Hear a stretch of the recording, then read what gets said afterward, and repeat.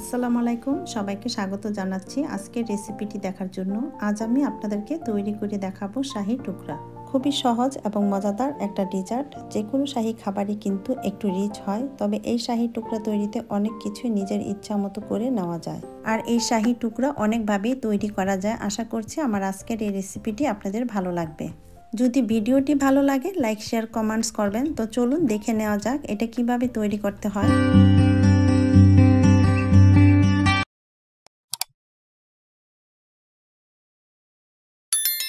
শাহি টুকরা তৈরি করার জন্য আমি এখানে 4 পিস পাউরুটির চারপাশে শক্ত অংশ কেটে আলাদা করে নিয়েছি। আর রুটিগুলোকে এভাবে 3 কোনা করে মাঝখান থেকে 2 টুকরা করে কেটে নিয়েছি। এখানে আমি নিয়েছি কিছু বাদাম, কাঠ পেস্তা, কাজু বাদাম, তবে আপনারা চাইলে যে কোনো এক রকমের বাদাম এখানে ব্যবহার করতে পারবেন। আরও নিয়েছি 1 কাপ গুঁড়া দুধ, কনডেন্স মিল্ক 1/3 কাপ, চিনি 1 কাপ, ঘি পাউরুটি ভাজার জন্য। শাহি টুকরা তৈরি করার জন্য সাধারণত পাউরুটিগুলোকে এরকম 3 কোনা সাইজ করে কাটা হয়।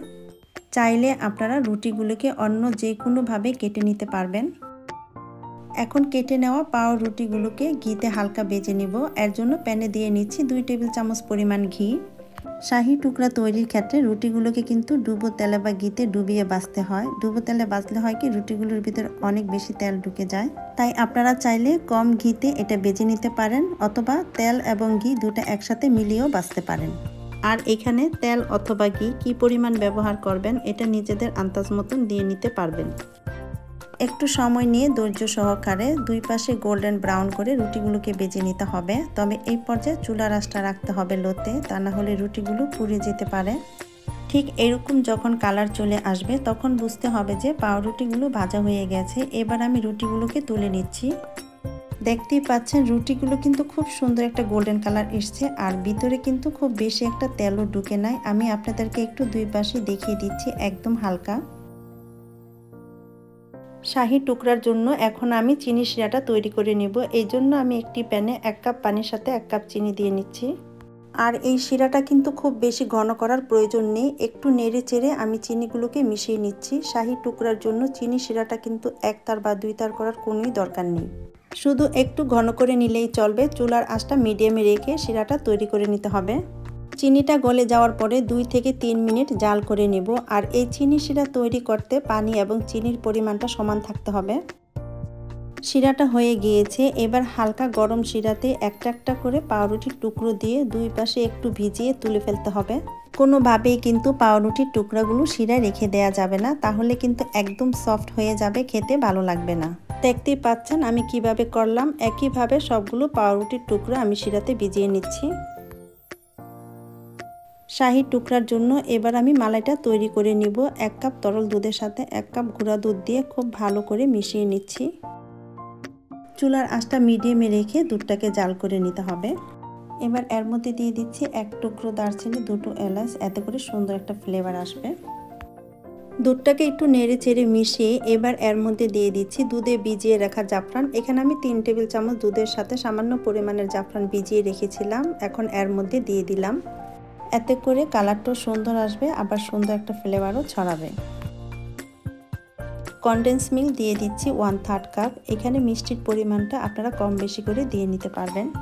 দুধ জাল করার নিয়ম হচ্ছে অনবরত নেড়ে নেড়ে দুধটাকে ঘন করে নিতে হবে। আমি কিন্তু অনবরত নাড়াচাড়া করছি। আর যে চিনির শিরার ভিতরে আমি পাউরুটিগুলোকে ভিজিয়ে নিয়েছিলাম সেই শিরাটা কিন্তু আমি ফেলে দেই নাই, একটু ছেঁকে এখন এই দুধের মধ্যে দিয়ে দিলাম। আপনারা যারা শুধু তরল দুধ দিয়ে করবেন এবার তাদের জন্য বলছি 1 লিটার দুধ নিয়ে নেবেন, জাল করতে থাকবেন। যখন ঘন হয়ে আসবে অর্থাৎ অর্ধেক হয়ে আসবে এই পর্যায়ে এসে এলাচ, দারচিনি, কনডেন্স মিল্ক এগুলো দিয়ে নেবেন এবং দুধটাকে জাল করে ঘন করে নেবেন।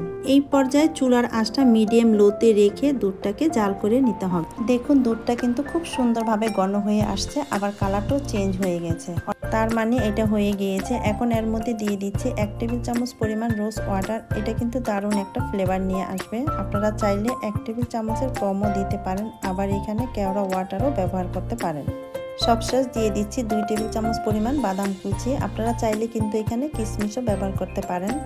সবকিছু খুব ভালো করে মিশিয়ে নিয়ে মিশ্রণটার ঘনত্ব এরকম থাকা অবস্থায় এটাকে চুলা থেকে নামিয়ে নিব, কারণ এটা ঠান্ডা হয়ে গেলে আরও ঘন হয়ে যাবে। এবার একটি সার্ভিং ডিশে চিনির শিরায় ভেজানো পাউরুটির টুকরাগুলো সাজিয়ে নিয়ে উপর থেকে তৈরি করে রাখা এই দুধের ক্ষীরটা দিয়ে দিতে হবে। চাইলে আপনারা শাহি টুকরার এই ক্ষীরটা নর্মাল ফ্রিজে রেখে ঠান্ডা করে তারপর পাউরুটির টুকরাগুলোর উপরে দিতে পারেন, অথবা সাজিয়ে নিয়ে তারপর নর্মাল ফ্রিজে 1 থেকে 2 ঘন্টার জন্য রেখে ঠান্ডা করে পরিবেশন করতে পারেন। এই তো তৈরি হয়ে গেল খুবই সহজ এবং মজাদার শাহি টুকরা। আমি চেষ্টা করেছি সহজভাবে আপনাদের সাথে শেয়ার করার জন্য। আশা করি আপনাদের ভালো লাগবে এবং রেসিপিটি আপনারা একবার হলেও ট্রাই করবেন। যদি রেসিপিটি আপনাদের ভালো লাগে চ্যানেলটি সাবস্ক্রাইব করার অনুরোধ রইল। আবার ফিরে আসবো নতুন কোনো রেসিপি নিয়ে। সবাইকে অনেক ধন্যবাদ। আল্লাহ হাফেজ।